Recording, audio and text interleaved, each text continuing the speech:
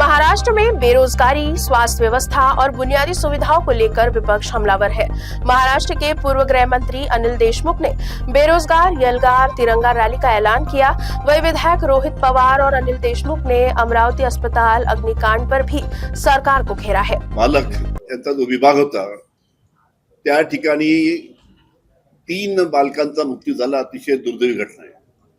आपल्याला माहित असेल की जानेवारी महिन्याच्या 2021 मध्ये भंडारा येथे सुद्धा शासकीय रुग्णालयामध्ये अशी घटना होऊन 10 बालक त्याच्यामध्ये मृत्युमुखी पडले होते। त्यावेळेस शासनाने कमिटीचं गठन केलं होतं। एक वरिष्ठ अधिकारी प्रभात रहांगडाले यांच्या अध्यक्षतेखाली कमिटीचं गठन केलं होतं राज्य शासनाने त्यावेळेस, आणि त्यांनी आपला अहवाल ऑलरेडी दिलेला आहे सरकारला की अशा पद्धतीच्या घटना वारंवार घडू नये म्हणून काय काळजी घ्यायला पाहिजे याच्या बाबतीतचा अहवाल शासनाकडे दिला असताना सुद्धा तो अहवाल धूळखाट पडलाय। त्या अहवालावर जर व्यवस्थित जर राज्य शासनाने पावलं उचलली असते तर अशा प्रकारची घटना अमरावतीला झाली नसती।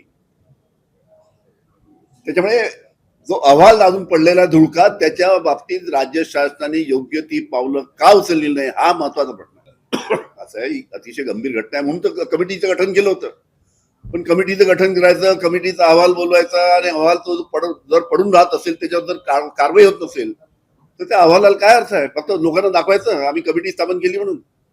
या बाबतीत शासनाने खुलासा करायला पाहिजे आणि पुढील काळामध्ये जो अहवाल धुळकात पडलाय त्याच्यावर राज्यभरामध्ये योग्य ती पावलं उचलली पाहिजे जेणेकरून अशा प्रकारच्या घटना घडू नये। अतिशय दुःखद घटना आहे। 3 लहान बालकांचा मृत्यू त्या आगीमध्ये झालेला आहे जी हॉस्पिटलमध्ये लागली होती आणि काही 6 बालकं अजून सुद्धा सिरियस आहेत असं आम्हाला कळतं। या हॉस्पिटलचं फायर ऑडिट होणं महत्वाचं आहे, पण काय होतं की नुसतं ऑडिट केल्यासारखं दाखवलं जातं पण त्याच्यात कुठं कधीच काही पुढं होत नसतं। त्यामुळे या महाराष्ट्रामध्ये असणाऱ्या प्रत्येक हॉस्पिटलचं ऑडिट होणं महत्वाचं आहे असं आमच्या सगळ्यांचं मत आहे।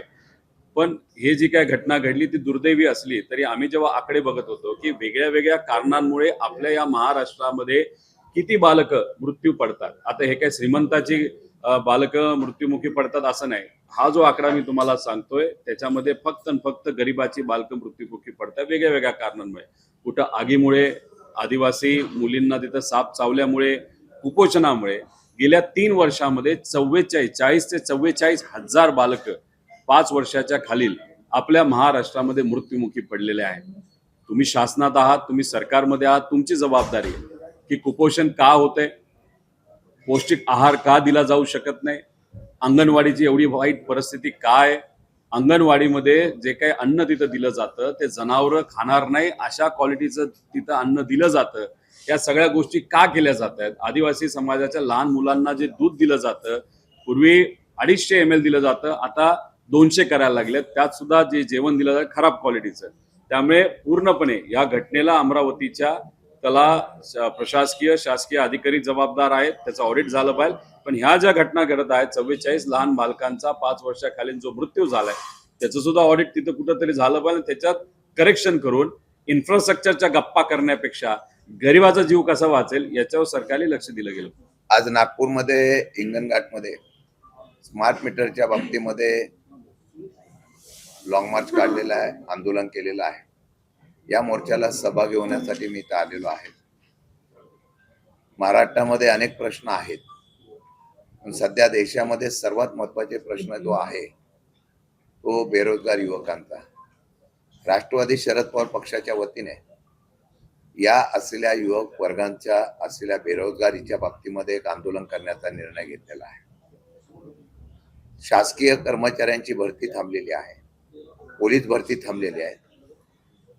वर्षानुवर्ष या प्रतीक्षेमध्ये असलेल्या युवकांना रोजगार मिळत नाही आणि त्याचबरोबर परीक्षा घेतल्यानंतर ती परीक्षा सुद्धा निपक्षपाताने होत नाही अशा प्रकारचा एक नाराजीचा सूर या असलेल्या युवा वर्गामध्ये आहे। आणि मला वाटतं महाराष्ट्रातल्या या औद्योगिक क्षेत्रामध्ये फार मोठ्या प्रमाणात आम्ही क्रांती केली असं सरकार बडेजाव करतं, परंतु प्रत्यक्षात या असलेल्या युवा वर्गाला नोकरी उपलब्ध होत नाही।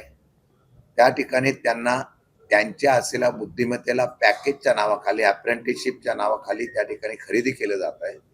कायम स्वरूपाची नोकरी हा विषय आता कायद्यातून बदल झाल्यामुळे एक अडचणीचा ठरलेला आहे.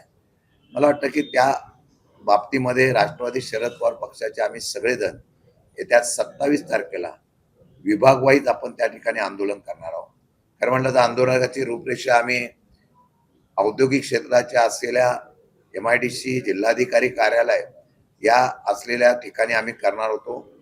परंतु आता जिल्हाधिकारी कार्यालयाला जाऊन आम्ही त्यांना साधारणतः महिनाभराची मुदत देणार आहोत, जेणेकरून ज्या ज्या जिल्ह्यामध्ये औद्योगिक क्षेत्रातील नवीन औद्योगिक क्षेत्र उभं राहत आहे, नवीन कंपन्या येत आहेत, सरकारने ठरवलेलं आहे की तिथल्या स्थानिक भूमिपुत्रांना नोकरी द्यावी.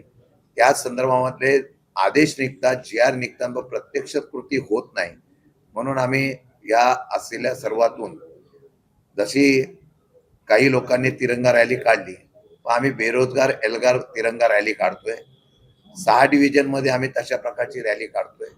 त्याचं नेतृत्व आमच्या पक्षाचे प्रत्येक प्रमुख करतील आणि हा आवाज उठवत असताना आम्ही शासनाला या बाबतीमध्ये मग शासकीय भरती असेल, जे अजून वर्षानुवर्ष झालेले नाही आहेत, मुलांची वय झाली परंतु त्या संदर्भात भरत्या होत नाही आणि औद्योगिक क्षेत्रामध्ये इथल्या लोकांच्या बुद्धिमत्तेला वाव मिळाला, त्याच जिल्ह्यात त्याला नोकरी उपलब्ध व्हावी म्हणून एल्गार आम्ही करतो. हे केल्यानंतर महिनाभरात जिल्हाधिकाऱ्यांनी या असलेल्या औद्योगिक क्षेत्रातल्या असोसिएशनची, एम्प्लॉयमेंट एक्सचेंजची, लेबर डिपार्टमेंटची एकत्रितपणे बैठक घेऊन निर्णय घ्यावा. नाहीतर मग आम्ही रस्त्यावर उतरून याहीपेक्षा मोठं आंदोलन करण्याची भूमिका आम्ही येत्या 27 तारखेपासून जाहीर करू.